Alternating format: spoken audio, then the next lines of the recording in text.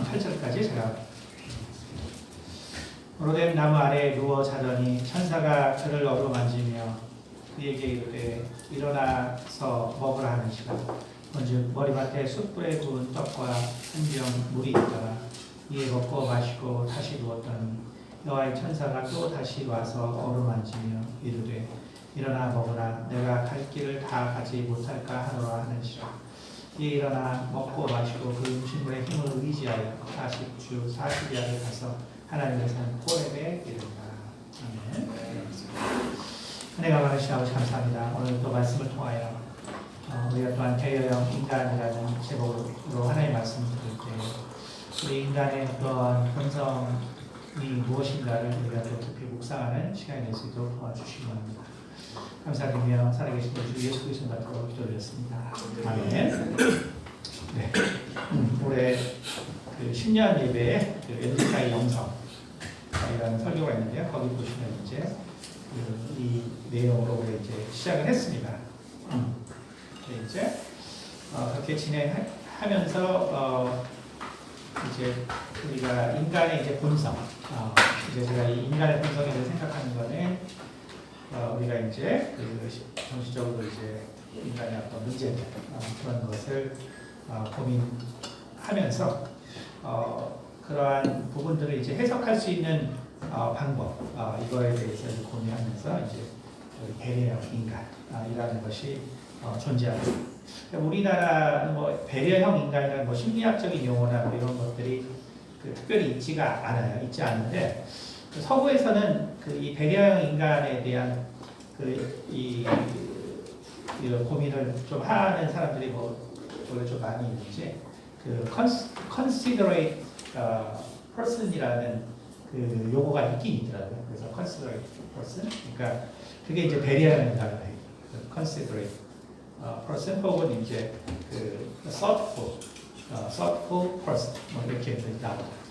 그러니까 이제 8가지 정도의 특징이 있는데 그 제가 이제 성경에서 이제 찾는 내용과 이제 비슷한 부분도 있는데 또 이제 그렇지 않은 부분도 어쨌든 있습니다. 어쨌든 우리가 그 배려형 인간에 대해서 여러분들 몇 번 들어보셔서 이제 약간 감이 잡히시겠지만 이 배려형 인간이라는 것이 성경에서 참 중요한 역할을 차지하고 그리고 또 오늘날 또 우리 사회에서도 이러한 배려형 인간들이 사실은 보이지 않는 곳에서 이러한 하나님께서 원래 인간에게 주신 이러한 그 특질을 나타냄으로써 세상을 유지하고 있다.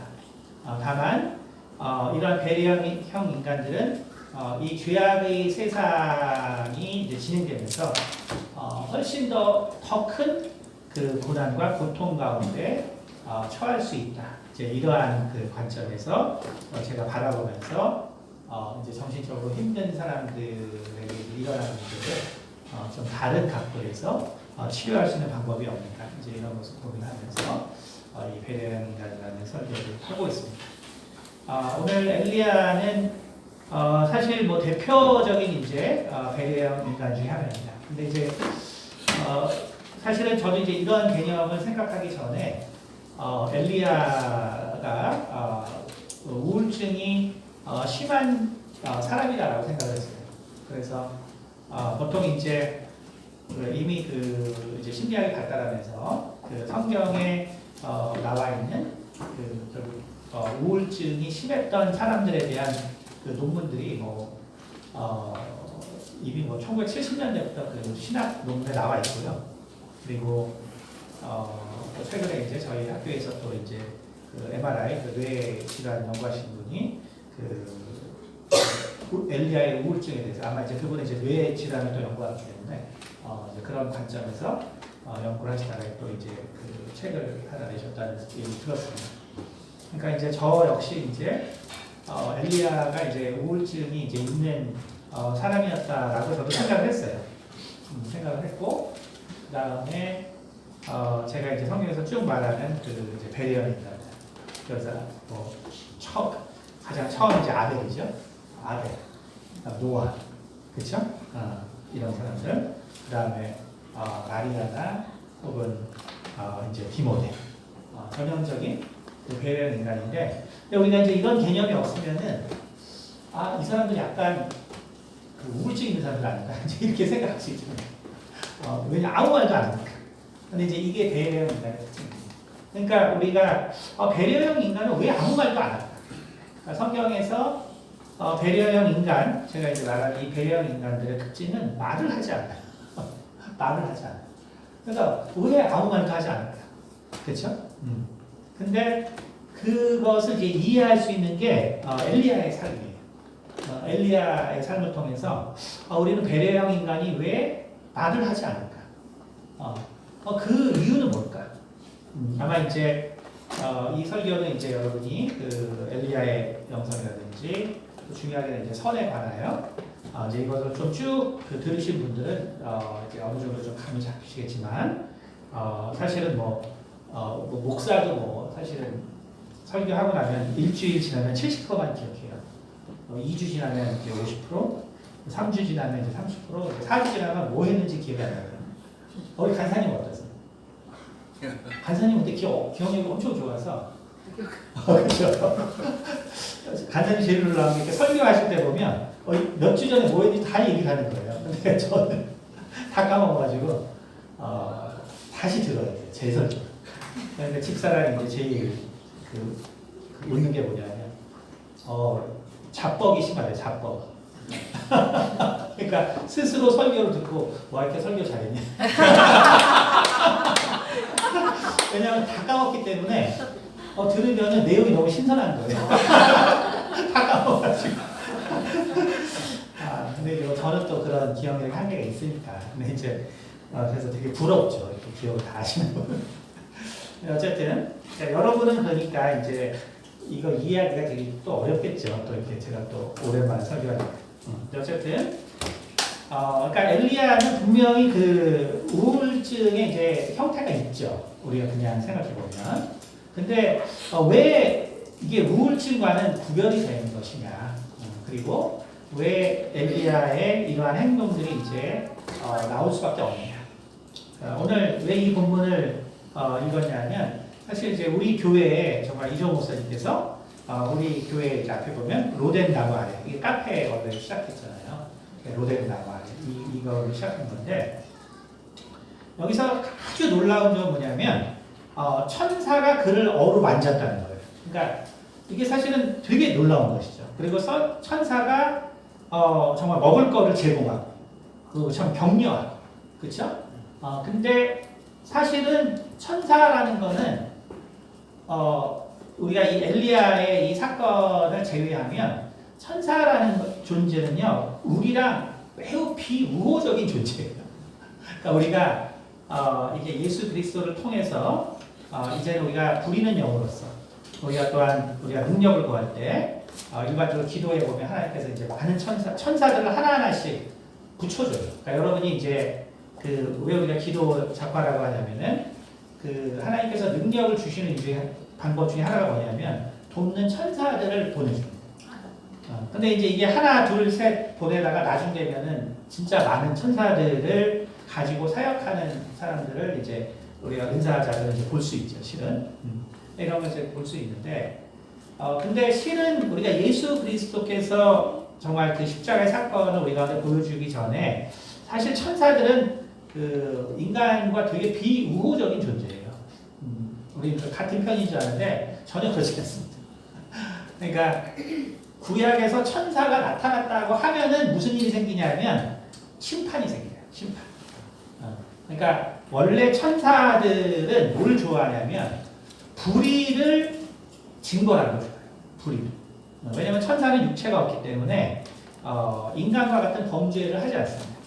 인간과 같은 범죄를 하지 않는다는 건 뭐냐면 반대로 불의한 자를 심판할 때는 제가 항상 강조하지만 잔인해요. 그러니까 천사들의 심판은 잔인합니다. 그래서 모세가 출애굽할 때도 그 10번째 그 장자의 그 심판을 할 때 그건 인간에게 맡겼으면 그 일이 안 돼요. 그러니까 결국 사울도 하나님이 다 멸하라고 했는데 인간의 생각은 그게 그렇게 안 돼요. 근데 천사는 안 그래요. 천사는 인간의 감정을 공유하지 못하기 때문에 천사는 그러지 못합니다. 그러니까 천사는 그 모든 심판을 아주 진짜 처음부터 끝까지 신나게 하는 거죠. 그러니까 이게 인간과 같지가 않아요. 인간과 같지 않습니다. 근데 여기 뭐예요? 놀랍게 천사가 엘리야 옆에서 엘리야를 도와주잖아요. 여러분 이런 구절은요, 이 신약에 예수 그리스도께서 기도할 때, 그 다음에 정말 사도행전에 베드로가 옥에 갇혔을 때 뭐 이런 몇 구절이 나오지 실은 이런 일들이 존재하지 않아요. 그러니까 다시 말하면 우리가 이제 이 천사들에 대해서 우리가 깊이 생각하지 않기 때문에 사실은 이제 이 구절이 그냥 천사들이 도와주나 보다 이렇게 생각하지만 실제로는 천사들이 인간을 도와주지 않아요. 이런 식으로. 천사들은 심판하러 다니지 인간을 이렇게 도와주지 않습니다. 그러니까 다시 말하면 이 사건은 매우 특이한 사건이라는 거예요. 그러면 천사들은 인간에게 대해서 어떤 존재냐면 천사들은 결국은 죄가 없는 존재죠. 죄가 없기 때문에 결국 우리가 스랍이나 이제 그룹이라 그러는데 특히 이제 그룹들, 그리고 쉐러빔들은 날개를 두 쌍 가지고 하나님의 그 사역, 하나님의 메시지를 인간에게 전하고 그 일을 수행하기 위해서 오죠. 근데 결국은 그 천사장들은 하나님과 방불해요. 실은 하나님과 방불하기 때문에 인간에게 있어서 이런 천사들을 본다는 것은 실은 내가 이게 죽음을 맞는 거구나. 사실 이런 것의 연장선이란 소리예요. 그런데 엘리야는 어때요? 천사들이 오히려 도와주죠. 결국 이거는 뭘 말하냐면 결국 엘리야가 이러한 분명히 우울하고 또 힘든 어떤 상황에 있는 건 맞지만 그러나 우리가 오늘날 경험하고 있는 그런 죄악의 세상 그리고 어떤 죄악의 결과로서 오는 우울증과는 분명한 차이가 있다라는 것을 이야기를 해주고 있다는 것입니다. 엘리야가 우리가 정말 이 갈멜산에서 그 바알 제사장들을 정말 다 멸하고 나서 그런데 아는 것처럼 결국은 그 이세벨이 이제 그 엘리야를 이제 죽이려고 이제 군대를 보내게 되고 이제 이런 이제 이야기를 돌게 되죠. 그러니까 결국 엘리야가 그곳에서 이제 그 도망을 하게 됩니다. 그 도망을 하게 되는데 근데 사실은 이제 이때의 상황을 보시면 알겠지만 우리가 만약에 그 우울증이 심한 사람이다. 그래서 우리가 그 메이저 디프레션이라고 하는 그 정말 내가 진짜 우울증이 있다. 그러면 진짜 그런 사람들은 그럼 어떻게 행동할까? 우리가 그걸 비교해 보면 되는데 진짜 그 우울증이 심한 사람은요, 그 뭐 도망가고 뭐 할 수가 없어요. 삶의 의욕을 다 잃어버리기 때문에 사실은 뭘 계획할 수도 없고, 뭘 떠날 수도 없고, 도망갈 수도 없고, 왜냐면 의욕이 상실되는 거예요. 사실 그럴 수가 없어요. 그러니까 이제 결국 다시 말하면 뭐냐면 엘리야는 우리가 오늘날 보는 그러한 메이저 디프레션이 있는 사람과는 그런 종류는 아니다. 그럼 뭐냐면은 배려형 인간의 어떤 모습이 그에게서 아주 분명하게 나타나고 있다라는 거예요. 그러니까 우리가 일단 내가 힘들어요. 그럼 어떻게 되냐면 뭐 당연히 뭐 나도 의욕이 없지만 그 다음에 이게 힘들어질 때의 특징이 뭐냐면 나를 뭔가 조금이라도 생각하는 사람한테 뭔가 보내요. 문자를 보내든지 뭐 얘기를 하자고 하든지. 그래서 우리가 왜 그 우울증으로 자살하는 사람들 친구들이 제일 안타깝게 생각하는 게 나한테 마지막 문자를 보냈는데 근데 내가 거기에 답을 하지 않았다. 이거잖아요. 그렇죠? 근데 실은 우울증에 있는 사람들은 그 어떤 힘든 상황이 될 때 한 사람에게만 메시지를 보내는 게 아니에요. 실은 왜냐하면 우울증 자체가 내가 살기 위한 건데 내가 지금 너무나 힘들어서 무의식적으로 어떤 자살을 진행하는 행위이기 때문에 그래서 실은 먼저 살기 위해서 무의식적으로 나를 도와줄 만한 사람들에게 많은 문자를 보냅니다. 그러니까 사실을 이렇게 한 사람에게만 보내는 게 아니에요. 근데 이제 꼭 그 착한 사람들이 그 문자 받고 내가 답을 못해서 걔가 죽었나 보다 막 죄책감 왔는데 그런 건 아닙니다. 살기 위해서 그냥 그냥 웬만큼 한 사람에게 다 이렇게 보내서 이 이야기를 하고 싶어요. 그러니까 이건 내가 무슨 얘기를 하냐면 만약에 이제 엘리야가 진짜로 이 디프레션이었으면 이 사람이 도망을 가는 게 아니라 실은 엘리야를 지켜줄 사람이 있어요. 성경에 보면 그게 누구냐면 바로 여호사밧 왕이에요. 그러니까 다시 말하면 남유다에는 누가 있었냐면 정말 하나님께서 사랑하는 여호사밧이 있었어요. 그러니까 무슨 그 시내산까지 뭐 호렙산까지 갈 필요가 없죠. 그러니까 유다의 예루살렘으로 가면 그러면 여호사밧이 지켜줄 거예요. 여호사밧이. 근데 여호사밧에게 가지 않죠. 여호사밧에게 가지 않아요. 그러니까 이거는 뭘 말할까요? 왜 그러면은 엘리야는 여호사밧에게 가지 않아요? 그렇죠? 당대의 성군이면서 정말 그 신앙에 있어서 정말 정말 신앙으로서는 손에 꼽히는 왕인데 엘리야는 왜 여호사밧에게 가지 않았나? 그렇죠? 그리고 정말 그 호렙산까지 왜 그는 그렇게 갈 수밖에 없었어요? 결국 우리가 그것을 알기 위해서는 결국은 배려형 인간들의 생각하는 방식이 이거구나를 알게 돼요. 배려형 인간들이 생각하는 방식. 그럼 배려형 인간은 어떻게 생각하냐? 바로 배려형 인간들은 오직 누구의 말씀만 들으려고 해요. 이 사람들은 오직 하나님의 말씀을 듣고 하나님의 일을 이루려고 하는 거예요. 우리가 마리아의 모습에서 우리가 정확하게 볼 수 있죠. 그렇죠? 오직 하나님께서 주신 그것을 어때요? 내가 그 사인을 받았을 때 마리아가 누구랑 상담했나요? 아니죠. 항상 마음에 새기죠. 그렇죠? 항상 마음에 새겨요. 그렇죠? 놀랍죠. 항상 마음에 새겨요. 근데 결국 이 엘리야도 어때요? 하나님의 이 일을 했고 그리고 자기의 생명이 이렇게 힘들어졌는데도 불구하고 정말 자기를 가장 강력하게 지켜줄 수 있는 여호사밧에게 가지 않았단 말이에요. 왜 가지 않았을까? 왜 가지 않았냐면 바로 하나님의 선이 무엇인지 알았기 때문에 그런 거예요. 하나님의 선이 무엇인지. 하나님의 선이 무엇인지. 우리가 이것을 우리가 이해해야 한다. 하나님의 선이 무엇인가. 우리가 그래서 잠깐만 짧게 저희가 보면은 누가복음 제가 봉독해 드릴게요. 누가복음 18장 18절입니다. 어떤 관리가 물어 이르되 선한 선생이여 내가 무엇을 하여야 영생을 얻으리까? 예수께서 이르시되 내가 어찌하여 나를 선하다 일컫느냐? 하나님 한 분 외에는 선한 이가 없느니라. 그렇죠? 그러니까 뭐냐면 어떤 관리가 물었는데 뭐냐면 선한 선생이여 내가 무엇을 하여야 영생을 얻으리까? 라고 물었단 말이에요. 그러니까 예수님께서 그러면 내가 어찌하여 나를 선하다 일컫느냐? 하나님 한 분 외에는 선한 이가 없느니라 라고 말씀했단 말이죠. 그러면 우리가 그래서 이제 이게 성경을 우리가 깊이 생각하지 않으면 그럼 예수님은 하나님이 아니신가 보다.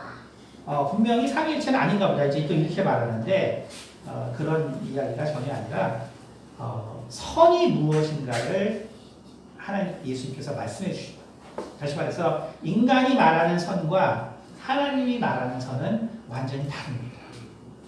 인간이 생각하는 선은 뭐냐면 그것은 선악과를 먹었을 때 바로 시작된 그 선과 악의 대조를 통해서 바로 알게 되는 것이 바로 그것이 인간이 알게 되는 선악의 계기입니다. 그러니까 다시 말하면 인간은 절대로 선을 악의 없이 알지 않습니다. 그러니까 어떻게 돼요? 교육이 잘못돼요. 그래서 아이들을 어떻게 해요? 죄를 훈계를 해야 돼요. 죄를 혼내야 돼요. 왜냐하면 그래야지 바른 애가. 왜 그러냐면 바로 인간의 선악의 개념은 악이 있어야 선이 생기기 때문에. 그러니까 결국 어떻게 되냐면은 어떤 일에 대해서 우리 때 제일 많이 했던 것 중에 하나가 뭐냐면 그 친구가 이제 경찰이 있는 집이 제일 안좋아요. 꼭 애들 그 교육한다고 뭐 하나 이제 볼펜 같은 거 뭐 훔쳐왔는데 꼭 그 경찰서로 보내는 거 같아요. 그 친구가 되게 아주 애를 정신병 만들려고 작정을 하면서 오죠. 그게 뭐냐면 악을 알기 때문에 그래서 그 나쁜 게 뭔지를 정확하게 알면 선한 사람을 만들 수 있을 거야. 이것이 인간의 선악의 개념이에요. 근데 그게 다 정신병 만드는 겁니다. 절대로 그렇지 않아요. 인간은 그래요. 인간은 그래서 아이를 때리기도 하고 정말 이 부모가 자기 정말 생각대로 아이를 정말 키우려고 강요하게 되고 뭐 환경을 막 이게 억압하고 하는데 그게 다 정신병이에요. 다시 말하면 그것이 뭐냐면 아담이 선악과를 먹으면서 인간에게 정말 전해지는 선악에 대한 개념이에요. 근데 이 관리는 어때요? 이 관리는 그 인간의 선악의 그 개념을 정말 잘 이해해서 성공한 사람이에요. 어떻게 성공했냐면 바로 관리가 됐어요. 또 부자가 됐습니다. 신명기에서 너희가 복을 받으면 이 땅에서 형통하리라고 했고 그 다음에 정말 물질에 있어서 복을 받을 거라고 했고 그 다음에 명예를 얻을 거라고 했는데 이 부자는 그렇게 된 거예요. 이 젊은 관은. 그러니까 정말 아담의 그 선악과의 그 생각으로 살아서 정말 승리한 사람이에요. 정말 제대로 교육받아서 정말 제대로 성공한 사람이에요. 그러니까 이 사람이 예수님께 와서 항상 정말 이 선한 삶을 살도록 했습니다. 뭘 물어봐요? 내가 무엇을 하여야 영생을 얻습니까? 예수님께서 뭐라 했어요? 내가 어찌하여 나를 선하다 할까? 하나님 한 분 외에는 선한 이가 없습니다. 다시 말하면 예수님께서 이게 칭찬하는 게 아니죠. 분노하는 거죠, 분노. 그렇죠? 이게 뭐냐면 네가 말하는 선한 개념으로는 천국에 들어올 자가 없다는 소리예요. 그러니까 네가 지금 그 아담이 가지고 있던 선악의 개념으로 네가 지금 하나님의 나라에 들어오려고 하는데 그 개념으로는 절대로 하나님의 나라에 들어올 수 없다는 거예요. 다시 말하면 나는 네가 말하는 선한 종류의 사람이 아니다. 나는 네가 말하는 그 선하다고 하는 그 선의 하나님이 아니라 예수님은 스스로 선하신 바로 그 선을 가지고 계신 선의 본체세요. 그렇기 때문에 이 관리가 말할 때 나는 네가 말하는 그러한 선의 개념을 가진 사람이 아니다라고 말씀해 줍니다. 자, 그러니까 뭐라고 합니까? 20절에 내가 계명을 안 하니 간음하지 말라, 살인하지 말라, 도둑지 말라, 거짓 증언하지 말라, 내 부모를 공경하라 해야 된다. 여짜오되 이것은 내가 어려서부터 다 지켰나이다. 예수께서 이 말을 들으시고 이르시되 내가 아직도 한 가지 부족한 것이 있으니 내게 있는 것을 다 팔아 가난한 자들에게 나눠주라. 그러면 하늘에서 내게 보화가 있으리라. 그리고 와서 나를 따르라 하시니. 그렇죠? 그러니까 이 사람은 정말 자기가 알고 있는 그 선의 개념을 가지고 있으면 자기가 천국에 갈 줄 알았어요. 근데 예수님은 네가 가지고 있는 그 선의 개념으로는 절대로 천국에 갈 수 없다. 다시 말하면 인간은 의로움을 행해야 천국에 갈 수 있다고 생각해요. 인간은 의로움을 가지고 있어야 그리고 의롭게 살아야 천국에 갈 수 있다고 생각하고요. 놀라운 것은 우리가 교회를 다니고 그리고 우리가 예수 그리스도를 믿어서 거듭난 사람이 됐는데도요. 여전히 의롭게 살아야 천국에 갈 수 있다고 생각을 해요. 너무 놀랍죠? 아니에요. 여러분이 지금 예수 안에서 내가 이제 예수의 거룩한 보혈로 거듭났으니까 내가 이제 앞으로는 거룩하게 살아서 천국에 갈까 이렇게 생각하면 다시 멸망합니다. 여러분이 의로는 절대로 구원받을 수가 없어요. 여러분의 행위로는 절대로 구원받을 수가 없어요. 그러면 우리는 왜 자꾸 그러면 이 선에 대해서 생각하면 자꾸 의로운 삶을 살아야 된다고 생각하냐? 그거는 바로 우리가 선을 인간의 이 세상에 있는 악과 대비해서 생각하기 때문이에요. 그래서 무슨 일이 발생하냐면 항상 악이라는 것이 내 마음 가운데 있기 때문에 그 악을 이기기 위한 그 선한 의로운 행위를 하려고 계속 노력하게 된단 말이에요. 그래서 자꾸 내 의를 통해서 구원될 거라고 생각해요. 그러니까 어떻게 되냐면 애들도 자꾸 잡는단 말이에요. 네가 바르게 살아야지, 똑바로 살아야지. 이렇게 해서 정말 그 하나님의 선이 아닌 바로 아담의 그 선악과로부터의 그 선악의 개념에서 나오는 선을 가지고 인간이 살아간단 말이에요. 그리고 우리가 인간의 그런 육체를 가지고 있다 보니까 이게 예수님을 믿고 예수의 보혈을 우리가 받아들였어도 여전히 그 생각을 해요. 그러니까 여러분 어때요? 내가 지금 죽겠어요. 내가 지금 하나님 앞에 와서 내가 기도해야 돼요. 내가 정말 이 일을 내가 극복하려면 하나님께 기도하는 수밖에 없어요. 근데 여러분이 기도하러 못 나온다면 왜 못 나오나요? 내가 바르게 살지 못해서. 내가 예수님을 믿었는데 내가 예수님 말씀대로 내가 살지 못해서. 그러니까 다시 말하면 예수를 믿었는데도 여전히 정말 아담의 그 범죄했던 선악과로 말미암은 그 선에 대한 생각이 남아있기 때문에 내 죄가 아무리 다 씻겼다고 우리가 성경을 읽고 배워도 하나님께 못 나간단 말이에요. 왜? 내가 부끄러워서. 내가 죄지어서. 그래서 올 초에 제가 설교할 때 했지만 저는 예수 믿는 사람 핍박하고 예수 믿는 사람 교회 못 다니게 하고 막 그랬던 사람. 그런데 정말 그 대학교 때 성령 받고 나서 그 다음 날부터 하나님 내가 당신을 위해서 살겠습니다 했단 말이에요. 그게 왜 가능했을까? 몰랐기 때문에. 몰랐기 때문에. 선악, 이 하나님이 어떤 분이신지 또 하나님이 정말 무엇을 원하는지 전혀 몰라요. 이게 무슨 얘기예요? 만약에 내가 하나님이 선하다는 걸 알고 하나님이 정말 이 창조주라는 걸 알고 그리고 하나님이 정말 심판주라는 걸 알고 하나님이 정말 악을 미워한다는 걸 알고 그리고 하나님이 정말 사단을 심판할 걸 알고 하나님이 죄를 정말 싫어한다는 걸 알았다면 하나님께 나아갈 수 없어요. 왜? 내가 예수를 막 핍박하던 사람인데 왜 뭔 수로 하나님께 나가겠어? 근데 나는 아예 예수님이 누군지 몰랐단 말이에요. 아예 모르니까 그냥 예수님한테 엉겨붙어서 사람들 지금까지 사는 거예요. 아예 모르기 때문에. 근데 왜 많은 기독교인들은 아는 것 때문에 하나님께 못 나가는 거예요. 도대체 왜 아는 것 때문에 하나님께 못 나가요? 여러분 하나님의 선이라는 것은 그래서 뭐냐 하면 그것은 선악으로 말미암은 선이 아니라 하나님이시기 때문에 가지고 계신 그 절대선을 말해요. 그 절대선은 우리가 출애굽기 33장 44장에서 했지만 그 인자함이라는 단어에 있다. 인자함이라는 그 단어 그리고 그 자비라는 그 단어.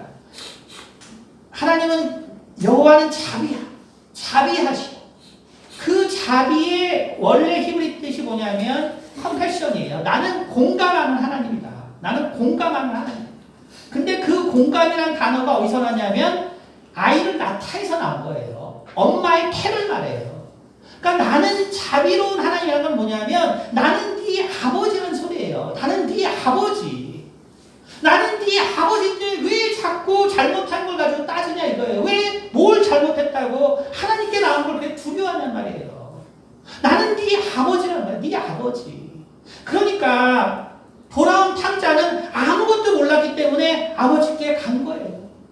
근데 이 형은 아버지의 모든 걸 알았기 때문에 아버지에게 못하는 거예요. 얼마나 어리석은 거예요. 얼마나 어리석은 거예요.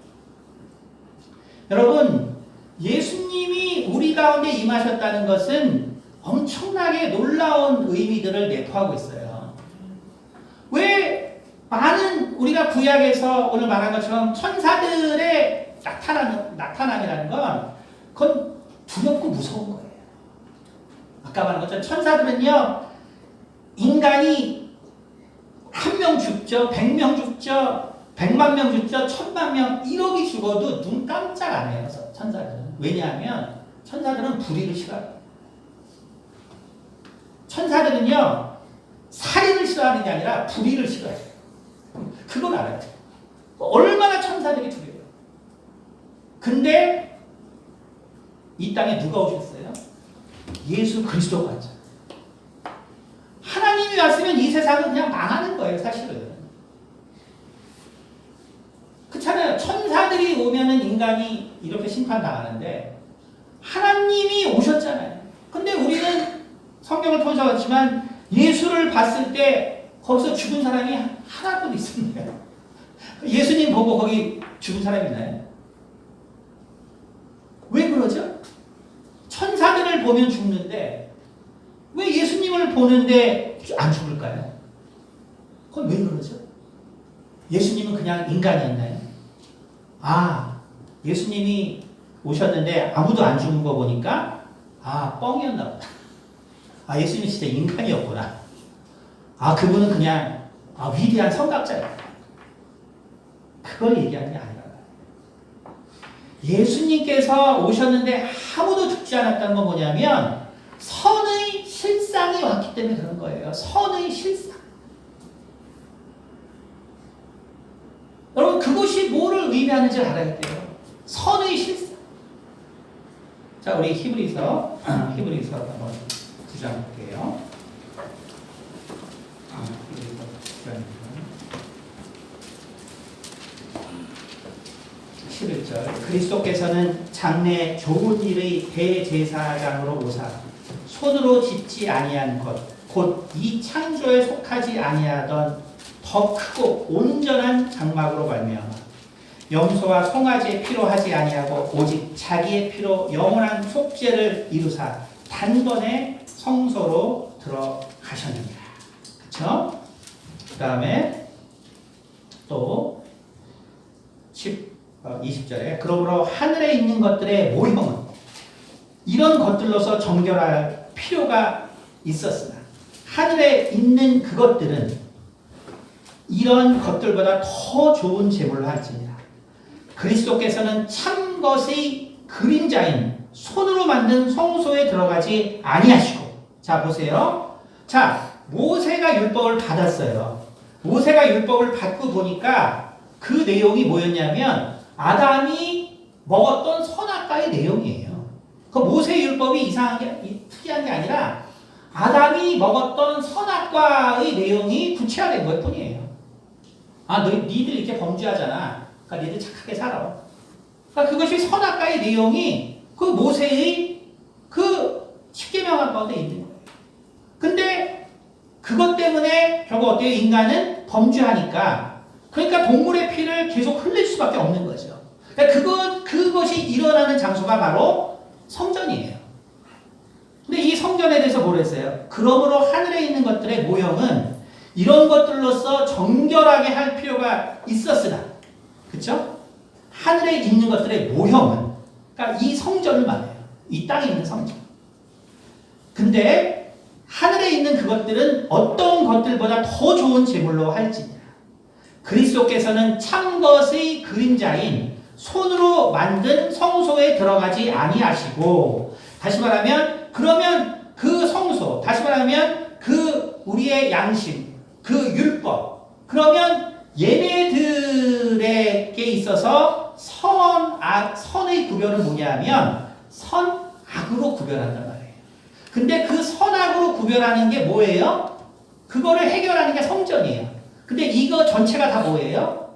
이게 다 그림자란 말이에요. 그러면 참 성전이 있어야 되죠. 그것이 바로 하나님의 나라라 그랬어요. 그렇죠? 그러면 그 성전에서 심판하던 게 뭐예요? 바로 선악과에서 나온 선악의 개념, 십계명의 그 내용이잖아요. 근데 이게 그림자란 말이에요.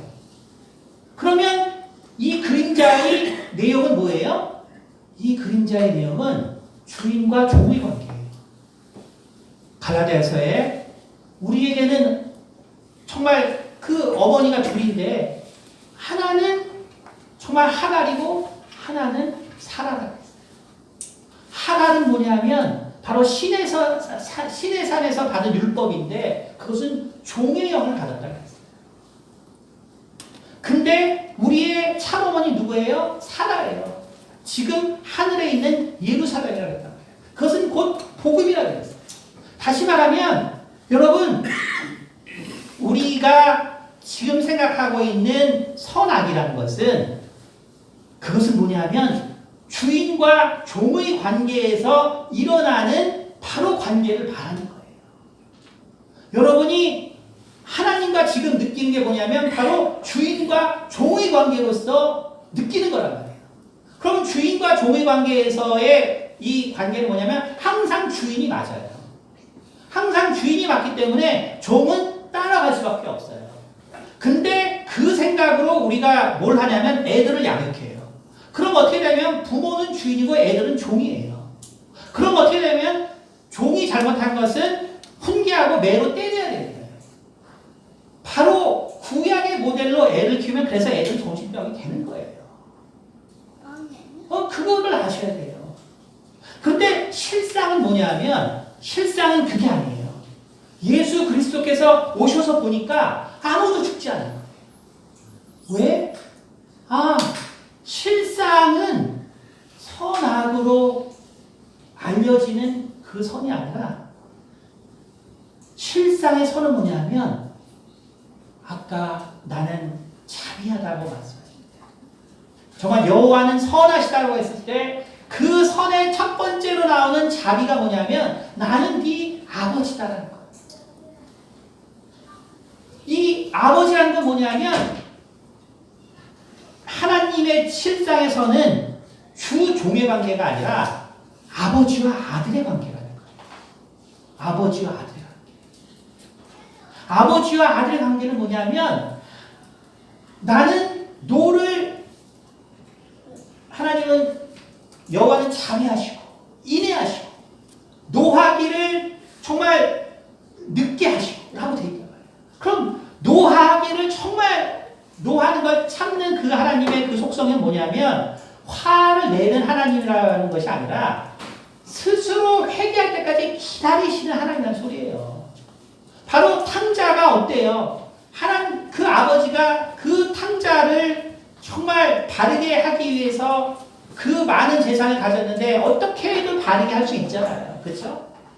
뭐 강제로 사람을 살 수도 있고 뭐 여러 가지 방법을 할 수 있지만 하나님은 결국은 그 아들이 스스로 깨달아 올 때까지 기다리셨잖아요.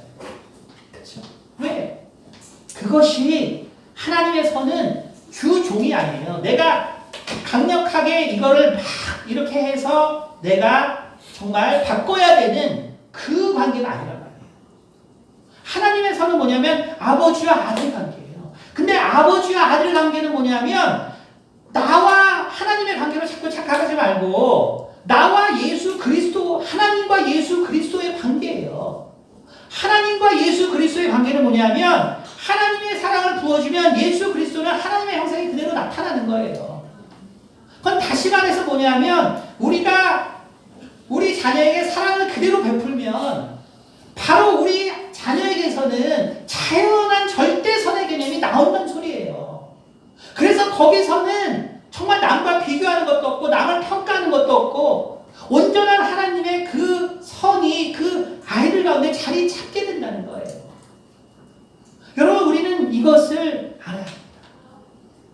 여러분 왜 도대체 엘리야가 정말 여호사밧에게 의존하지 아니하고 왜 정말 이 길을 갔는가? 왜 그러냐면 이 배려형 인간들은 바로 하나님의 뜻이 어떻게 성취되는지를 알기 때문에 그래요. 마리아가 교만해서 정말 제사장들과 상의하는 게 아니에요. 마리아가 교만해서 정말 그 랍비들과 내가 이런 문제가 있는데 상담하지 않은 게 아니란 말이에요. 배려하는 인간들은 본질적으로 안단 말이에요. 본질적으로 모든 사람을 배려해요. 배려하면서 하나님의 뜻이 어떻게 이루어지는지 알아요. 여러분, 인간의 어떠한 생각이 들어가던 간에 그 순간 바로 하나님의 뜻은 왜곡이 되게 돼 있어요. 제가 말했잖아요. 제가 우리 집사람과 1년간 그 설거지를 해줬다가 혼난 일을 했잖아요. 집사람이 하지 말라고 처음에는 내가 힘드니까 하지 말라고 한다고. 근데 이제 알고 보니까 내가 설거지 하는 게 마음에 안 들어가지고 제 설거지 방식. 그래서 새벽에 다 다시 하는 거예요. 1년을 그랬으니 집사람 얼마나 열받았겠어요.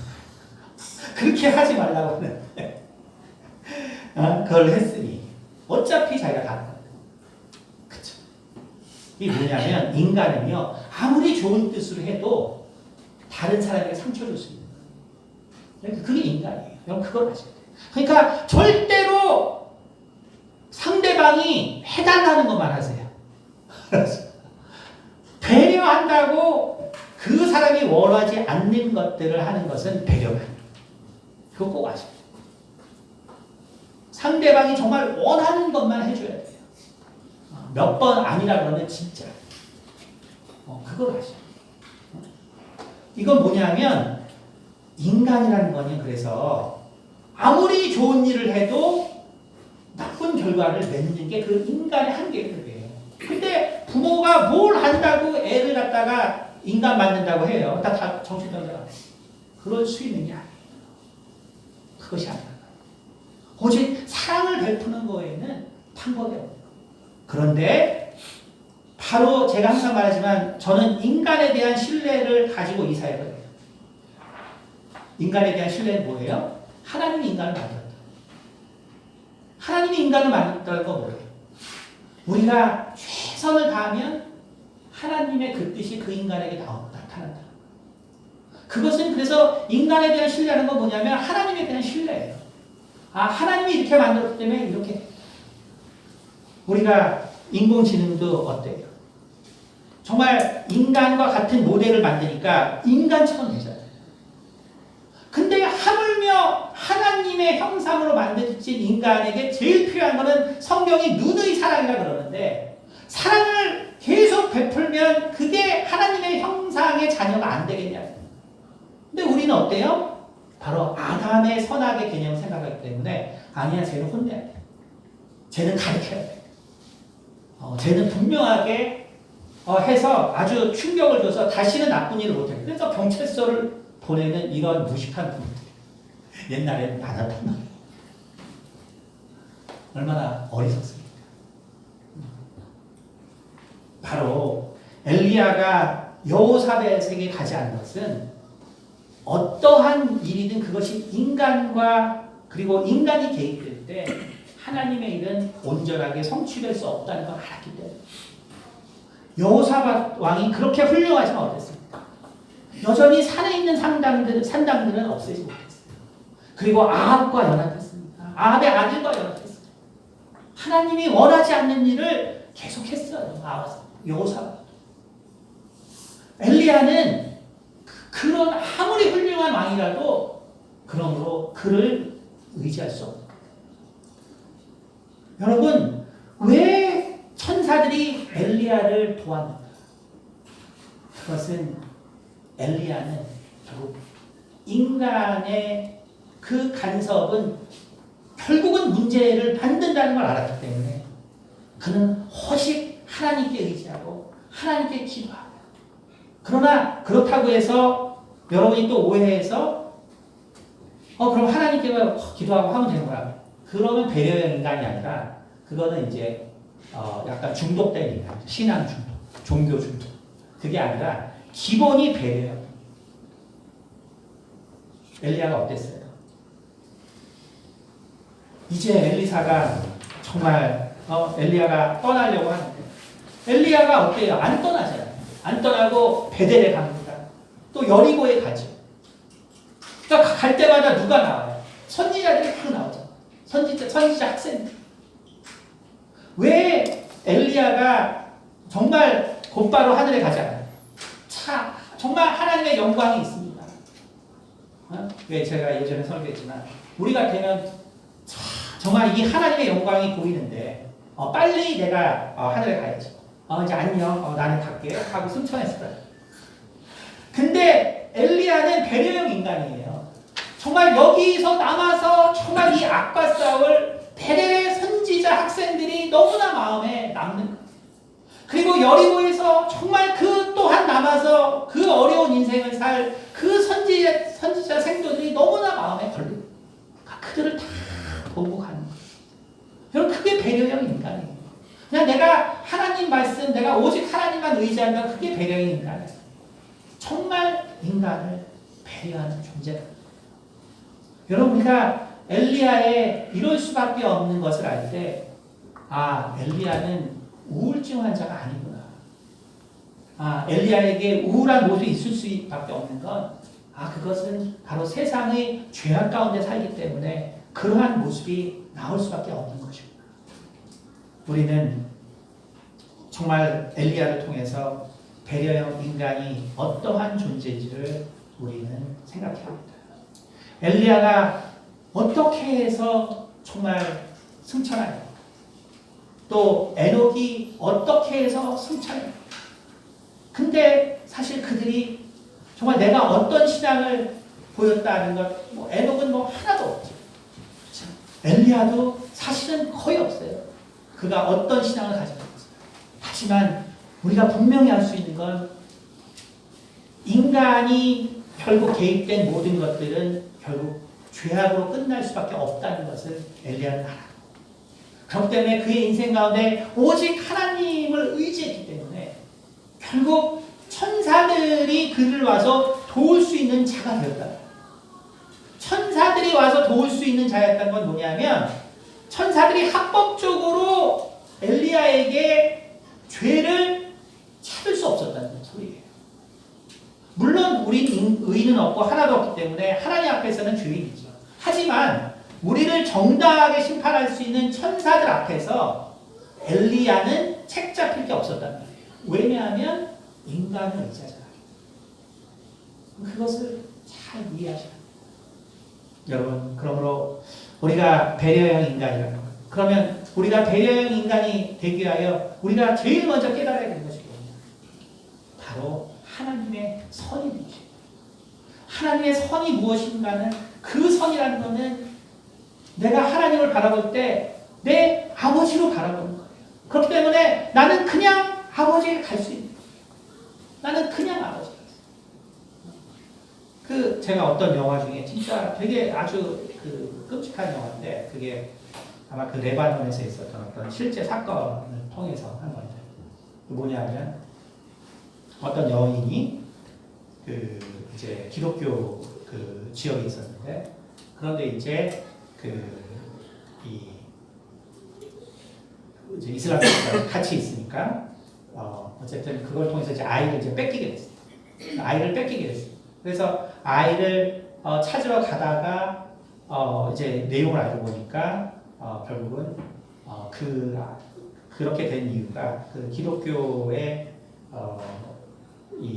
기독교 조직 역시 이제 이슬람 조직에서 자꾸 이제 사람들을 죽이니까 기독교인들도 결국 이제 버스에서 이제 사람들을 죽이고 이제 이런 일들이 생긴 거죠. 그러니까 그렇게 돼서 자기 아들이 그렇게 납치가 됐다는 걸 알아서 결국 이제 이스라엘 기독교 이제 지도자를 이제 암살을 하게 돼요. 암살을 하게 되는데 그게 이제 그러고 나서 이제 감옥에 갇히게 되죠. 그리고 이제 아주 오랜 시간이 지나서 기술 고문자가 와요. 그러니까 이제 고문 기술자가 와서 이제 이 여자를 고문하게 되고 그리고 이제 성폭행을 하게 돼요. 그리고 나서 임신을 하고 그래서 쌍둥이를 낳고 이제 결국 퇴소를 해요. 그리고 나서 정말 우연히 어떤 곳에서 자기 가 원래 낳았던 첫 아들을 보게 되는데 그 첫 아들을 보고 충격을 받아서 결국 이제 죽게 돼요. 근데 그 첫 아들을 위해서 병원에서 편지를 써요. 그리고 이제 쌍둥이 그 자녀에게 첫 아들 너희들에게는 첫 아들이 있으니까 그 사람 만나면 꼭 이 편지를 전해줘라. 근데 이게 이제 실화를 바탕으로 하는 거예요. 그래서 이 자녀들이 그 자기 친오빠를 찾아서 결국 어렵게 찾았어요. 찾았는데 보니까 누구냐 하면은 어머니를 성폭했던 고문 기술자예요. 그러니까 그 아이가 커가지고 이제 그 이슬람 지역에서 하여간 어떻게 내가 제 스토리를 정확히 기억하죠. 그렇게 커가지고 결국은 그 어머니를 고문하고 성폭했던 자예요. 그래서 아이가. 근데 그 편지의 내용이 뭐였냐면 이렇게 이렇게 해서 우리의 인생이 이렇게 됐지만 하지만 나는 아직도 너를 사랑한다.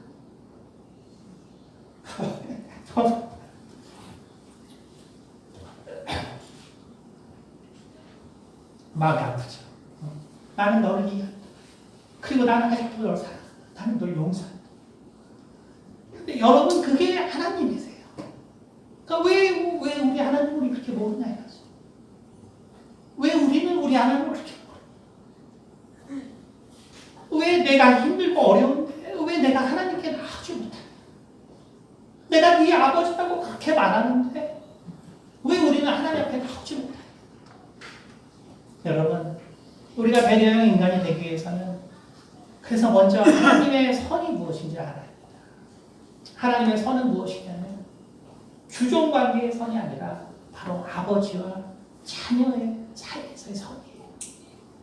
여러분 그것을 정말 아시고 정말 하나님에 대한 모든 오해를 푸시고 정말 우리 인생에 어떠한 내가 정말 불합리하고 또 우리 인생을 돌아볼 때 어때요? 나이가 들수록요 더 하나님 앞에 자신이 없어요. 제가 항상 강조하지만 내가 하나님 앞에 정말 자신이 있을 때는 젊을 때예요.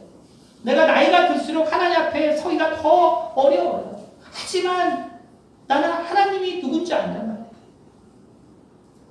하나님은 언제든지 나를 정말 받아주시고 나를 용서하시는 하나님이라는 것을 우리가 알아야 하는 것입니다. 그러므로 우리 인생 가운데 정말 그 하나님의 큰 은혜 그리고 그 은혜 가운데 우리가 삶으로써 정말 하나님께서 원하시는 이러한 배려형 인간의 삶이 우리 가운데도 나타나기를 예수 이름으로 축원합니다. 기도하겠습니다. 은혜가 많으신 아버지 감사합니다. 우리는 참으로 어리석고 참으로 연약합니다.